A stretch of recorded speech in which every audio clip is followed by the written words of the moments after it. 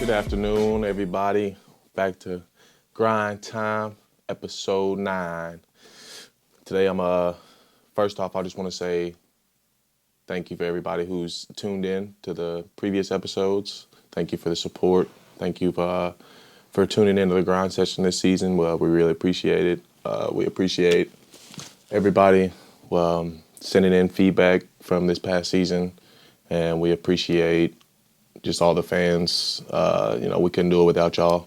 I just want to say to the Grind Session family, to everybody at home, hope y'all are staying safe during this corona, this pandemic. It ain't nothing to play about, so y'all know y'all stay indoors. We all want to be active. We all want to get out and do things. Don't get out unless you got to. Today's episode, I'm going to discuss St. Louis Christian. In a couple minutes, I'm going to call couple of their assistant coaches. Coach Casey is busy with family right now, which is expected, family man. So I'm gonna call a couple of the assistants. There's a couple younger guys. I know them pretty well. One of them used to actually work for us with the grind session. He used to do what I'm doing now, actually. And shout out to him. He got himself out there and was able to get on at Victory Rock and then start coaching at St. Louis, and then we'll call Coach Kendall and Coach Rubicus right now.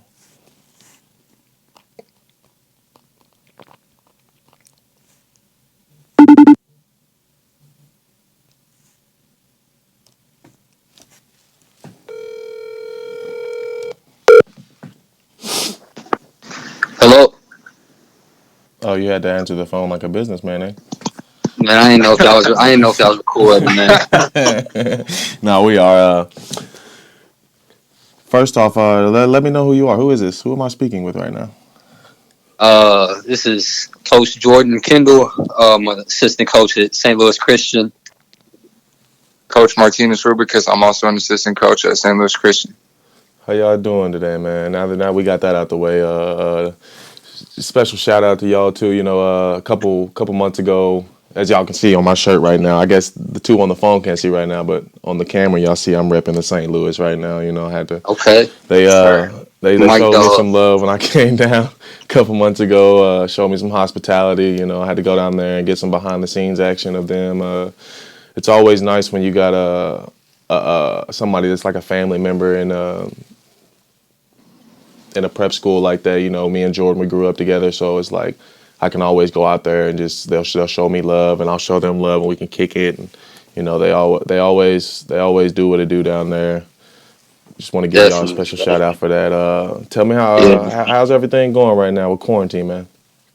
Right now everything's kind of slow. As most of our players are international guys, so before everything got too bad, we made sure that we got all of our guys home and with their families so that they can endure this with their families and they're not stuck here with us. So things are slow. We haven't been able to get in the gym with many of our guys due to the coronavirus.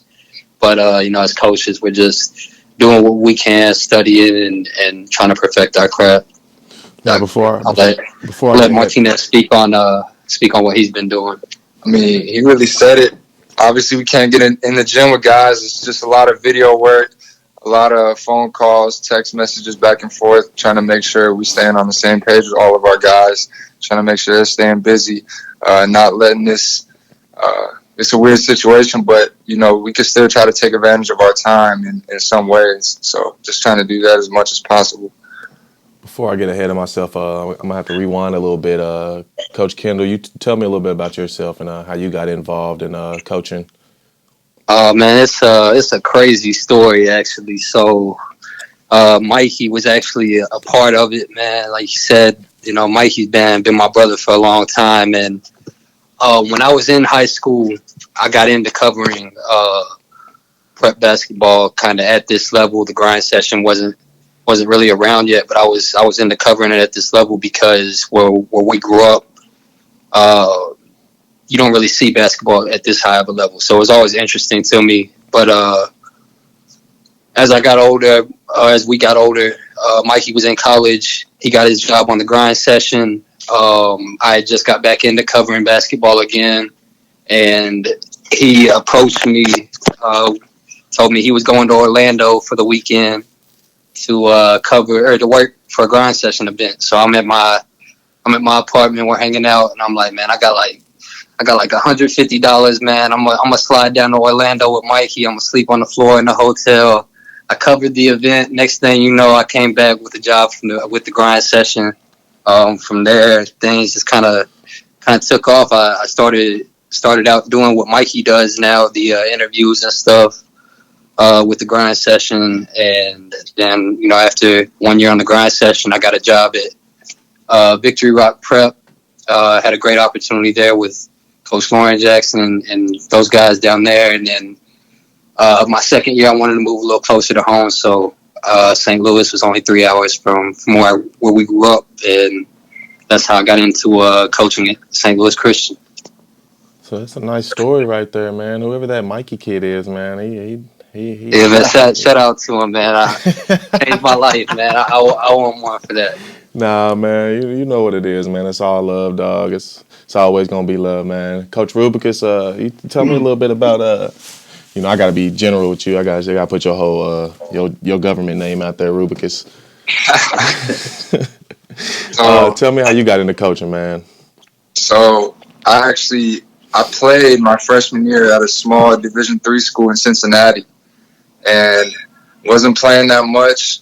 Quickly realized my playing career wasn't going to be what I wanted it to be. I realized I wasn't going to the league, so I said, why not transition into coaching now? Try to get an early start. So after my freshman year, I transferred to the University of Cincinnati. I got on there as a student manager. And that was probably one of the best experiences that I've been a part of in terms of being able to learn the game, being able to be around high-level coaches, high-level players, people and friends, relationships that I still value to this day and that have helped me tremendously. From there, I started coaching AAU basketball in my spare time. After I finished school, actually my last year while I was still in school for my internship, I was down in Florida at Impact Basketball Academy. Another great experience, quality people, quality basketball, really kind of solidifying that this is what I wanted to do. And then after I finished school, I really got lucky. Casey hit me up. Casey Aldenreath, the head coach here at St. Louis Christian, hit me up one day. I was looking for a job. He knew one of the coaches at Cincinnati. He spoke well of me. And, man, Casey presented me with the opportunity. I jumped on it and haven't looked back. So it's a little bit about me. And big shout out to Coach Casey, man.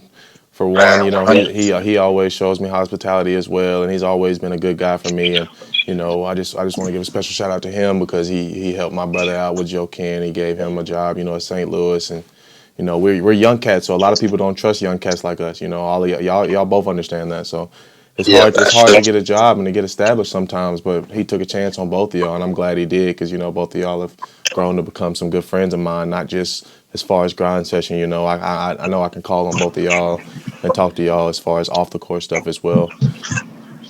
Always. Yeah, just kind of touch on what you said about, coaches not really trusting young guys. Is such a blessing to be an opportunity that me and Martinez are in because Casey puts a lot of trust in us as young coaches and, allows us to really be hands-on with a lot of the game planning. So, man, just another big shout-out to Casey for having that trust in us. Yes, sir. And Pops as well. Pops, you always got love from the grind session too, man.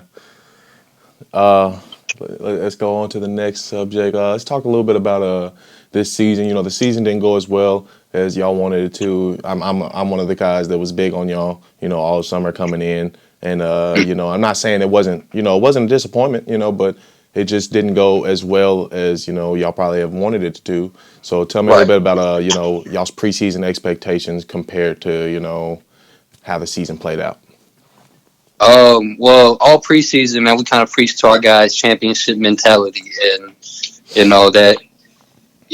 that requires once you hit that wall to not fold and to break down that wall and to be mentally tough and have that championship mentality. So all preseason, we're preaching championship mentality. So our goal is, obviously national championship, and we fell short of that. So we didn't reach our ultimate goal. But I think our guys grew throughout the season, and they all got better tremendously. They all grew as young men, as players, and I think that's the main thing that we strive for as coaches. So I think we met that goal, but as far as our ultimate goal of winning the national championship, we fell short of that. But we had a great season. We won a city championship in St. Louis at a really high level Christmas tournament where we beat Knocked off a two. UNC commit, Caleb Love. Yeah, knocked off Caleb Love and his team, and also knocked off Cardinal Ritter, another